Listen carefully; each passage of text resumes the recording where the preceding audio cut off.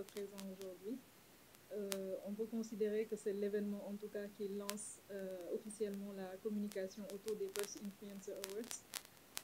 J'aimerais commencer par remercier tous les journalistes qui sont ici présents aujourd'hui, que ce soit de la télé, de la radio, de la presse écrite, de la presse en ligne. Vous êtes nos partenaires et je suis vraiment contente de vous voir tous aujourd'hui pour nous soutenir dans le lancement de cet événement. Je continuerai aussi en remerciant M. Gay qui représente les membres du jury, qui a vraiment son importance à travers sa présence ici. Nous comptons sur justement cela, le fait d'attribuer un jury à cet événement pour le crédibiliser encore plus, parce que c'est l'objectif que nous visons à travers ça. Remercier aussi Nabile, qui est un des influenceurs qui nous a toujours soutenus dans l'organisation, dans la mise en place de l'événement, en participant, en continuant à produire des contenus sur ces plateformes. Aussi toute mon équipe, l'équipe de Pulse Sénégal, de Pulse Afrique, qui, à travers justement toutes les actions qu'elle pose au quotidien, participe à développer la marque qui est présente au Sénégal depuis seulement 2020 et qui arrive justement à mettre en place cet événement d'envergure à travers toute l'Afrique. Donc merci à Paul, merci Mamadou, merci à toute l'équipe Pulse qui est au niveau de nos locaux. Remercier aussi le cinéma, qui est l'un de nos premiers partenaires, qui nous accompagne dans l'organisation, aussi dans la mise en place de l'événement. Je commencerai par expliquer peut-être un peu la structure de Pulse. Donc Pulse est une agence de conseil en communication, mais qui a aussi une forte implication dans les médias. Donc c'est un peu comme cela que nous avons décidé de structurer notre organisation, une structure marketing et aussi une structure média. Donc nous accompagnons plusieurs organisations au Sénégal dans leur communication, dans la mise en place de leur stratégie, mais aussi nous avons nos propres plateformes que nous avons lancées, comme je le disais tout à l'heure, Pulse.sn et tous les réseaux sociaux depuis 2020.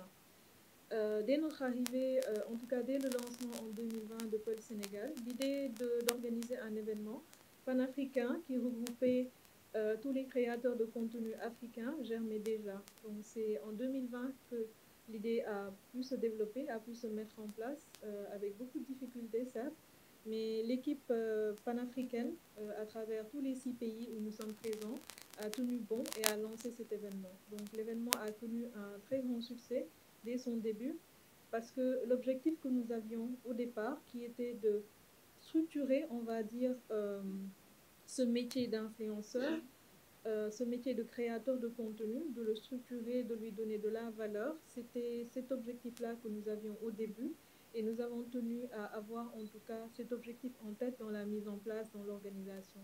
Donc de ce fait, Pulse Influencer Awards, on est aujourd'hui à sa 3e édition, organisée dans 6 pays, ce qui le rend si inédit, 6 pays en même temps, dans plusieurs pays de l'Afrique, pour lui donner ce cachet panafricain, ce cachet africain, ce cachet authentique. 6 pays où nous sommes présents, notre siège est au Nigeria, mais chaque pays a sa propre identité, sa propre manière de dérouler l'événement autour d'un thème qui est défini.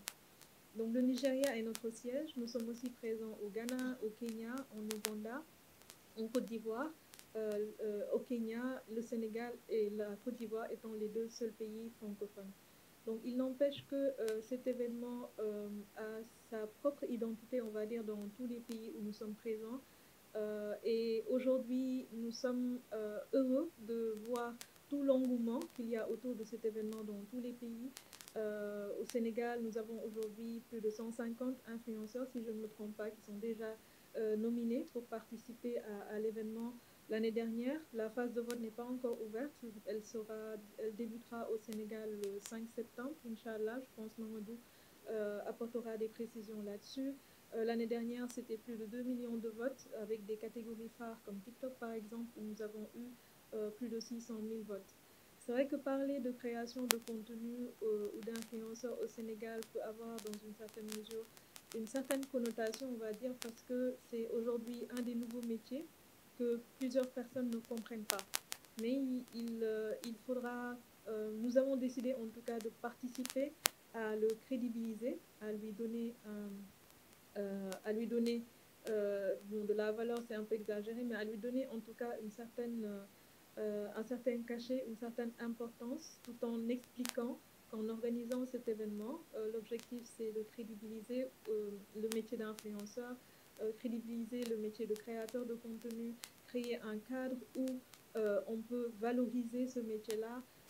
Aussi, l'objectif, c'est d'être une sorte de rencontre entre les créateurs de contenu et leur communauté, parce qu'aujourd'hui, demander à sa communauté de voter pour soi, de valoriser le contenu qu'on produit tous les jours en donnant de la force, en votant pour soi, je pense que c'est d'une certaine manière, cela participe à donner de la valeur au contenu qu'on fait au quotidien. Si on est suivi par des millions de personnes et qu'à la fin, un événement qui est organisé par une agence qui est présente dans 6 pays africains à travers un processus de vote qui est très clair et très bien structuré, décide que décide que vous êtes le meilleur TikToker au Sénégal ou bien que vous êtes le meilleur créateur de contenu sur YouTube. Nous pensons en tout cas que c'est vraiment participer à donner de la valeur à ce métier-là.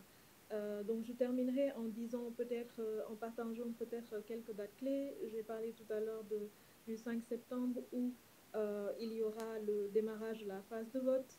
Le 7 octobre où aura lieu l'événement. Bien sûr, la communication entre ces deux événements-là sera mise en place pour relayer les informations, pour pousser les communautés à voter pour leurs influenceurs et aussi dynamiser en tout cas le plus possible l'événement.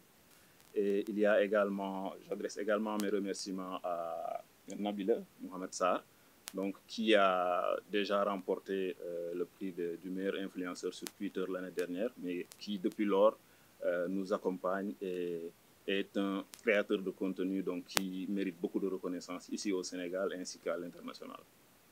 Donc moi, je vais plutôt axer mon discours sur le processus. À quoi consistent donc ces awards-là? Quels sont les critères qui sont mis en avant pour sélectionner les influenceurs qui vont participer, mais également comment est-ce que se passe le processus de vote. Donc les Pulse Influencer Awards sont un événement 100% en ligne. Donc c'est un événement qui met en avant le digital, donc plusieurs aspects du digital. Donc aujourd'hui, il y a une question qui revient souvent, c'est qu'est-ce qu'un influenceur? Dès qu'on parle d'influenceur, en fait, le terme est tellement galvaudé que il y a un problème qui se pose. Les gens se demandent, mais aujourd'hui, tout le monde se dit influenceur. Il suffit d'avoir une certaine notoriété, une certaine communauté sur les réseaux sociaux pour se définir en tant qu'influenceur. Ok, c'est un des aspects donc, qui peut faire en sorte qu'on soit considéré comme un influenceur, avoir beaucoup de followers, des milliers, des centaines de milliers, voire des millions de personnes qui vous suivent sur les réseaux sociaux, qui interagissent avec vos contenus, etc. Mais il y a également d'autres aspects.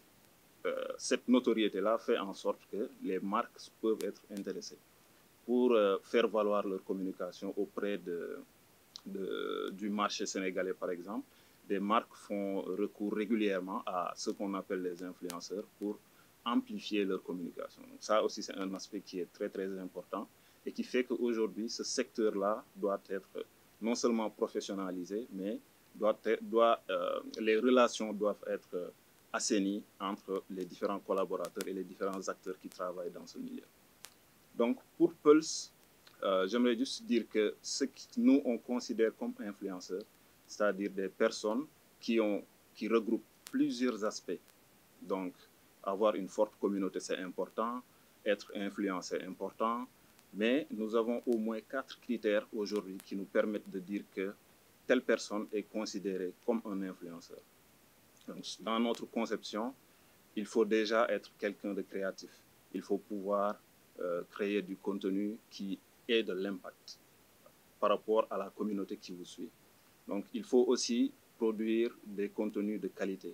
Donc, la qualité des contenus, c'est un aspect aussi qui est très, très important dans nos critères de sélection. Donc, il y a aussi l'engagement, donc les réactions que les contenus que vous créez suscitent sur les réseaux sociaux. Donc, si ce n'est que du négatif, des contenus qui n'ont vraiment pas d'impact dans le positif, dans le quotidien des personnes qui vous suivent, nous, dans notre entendement, nous ne considérons pas que ces contenus-là peuvent se référer à un influenceur, comme nous on le définit. Et il y a aussi un aspect qui est d'autant plus important, je pense qu'après peut-être Mamadou pourra revenir là-dessus, lui qui est membre du jury. Donc, c'est la maîtrise de l'outil. Donc, aujourd'hui, l'outil de travail, ce sont les réseaux sociaux. Donc, aujourd'hui, on ne peut pas se définir comme influenceur, en tout cas pour Peulh, si on ne maîtrise pas l'outil avec lequel on travaille. C'est-à-dire que donc, il faut être capable aujourd'hui de pouvoir créer du contenu, mais également mesurer la portée de ce contenu-là, pouvoir faire voilà, des rapports par rapport aux objectifs qui ont été définis donc, avant de lancer les contenus, etc. Donc, il y a aussi des réseaux sociaux comme TikTok, comme YouTube, etc., qui permettent de créer facilement du contenu. Donc, si vous le voyez maintenant, même les gens de la presse ne me contrediront pas, beaucoup de personnes qui ne font que reprendre des informations sur les réseaux sociaux sont aujourd'hui parfois considérées même comme des journalistes et peuvent même avoir une certaine crédibilité auprès des personnes qui les suivent. Donc, les réseaux sociaux sont vraiment un outil sur lequel il faut voilà, se concentrer afin de bien le maîtriser. Donc, c'est un enjeu non seulement pour ceux qui sont considérés comme les influenceurs, mais aussi pour la presse et les acteurs de la presse. Donc, c'est voilà, les aspects sur lesquels je voulais un tout petit peu insister. Donc, tout à l'heure, on pourra revenir sur des questions peut-être techniques donc pour les journalistes. Donc, l'autre point, le deuxième point, c'est le processus de vote. C'est-à-dire que c'est un long processus. Comme tout à l'heure, je le disais tout à l'heure, les Peulh Influencer Awards sont un événement 100% en ligne. Il y a un processus de sélection donc, qui permet de trier les influenceurs qui vont participer et qui vont être récompensés le jour de la cérémonie. Donc, déjà, il y a une phase de présélection et durant cette phase de présélection, les internautes sont invités à nominer les influenceurs sur les réseaux sociaux. Donc, les communications sont faites sur tous les canaux de Pulse, mais également sur les relais, donc les chaînes de nos partenaires. Donc, les internautes sont invités à nominer les influenceurs directement en nous disant, par exemple, que Nabileur doit être nominé pour telle catégorie.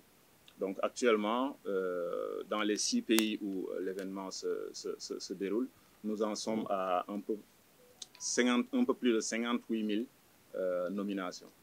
Donc, toutes ces nominations-là vont être triées, donc mises sur des listes et présentées aux membres du jury. Donc, ces membres du jury-là vont se charger de voir maintenant, par rapport aux critères que je définissais tout à l'heure, quelles sont les personnes réellement qui méritent voilà, d'être sélectionnées. Donc, en tout, on a 20 catégories, donc des catégories qui concernent les réseaux sociaux, YouTube, Instagram, Facebook, etc. Mais d'autres catégories qui concernent les domaines d'activité, le cinéma, l'art, la photographie. On a même une catégorie médias, donc pour les personnalités qui sont voilà, très influentes sur les médias.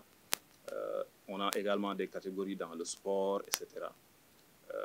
Donc, une fois que ces nominations-là sont présentées aux membres des jurys, donc les listes sont triées et on a un maximum de 10 participants par catégorie. Donc, ces 10 participants-là par catégorie vont être notés et le processus de vote va ensuite être lancé donc, sur les réseaux sociaux et ça se passe sur notre site web. Donc, les internautes vont être redirigés directement sur le site web pour voter pour l'influenceur de leur choix.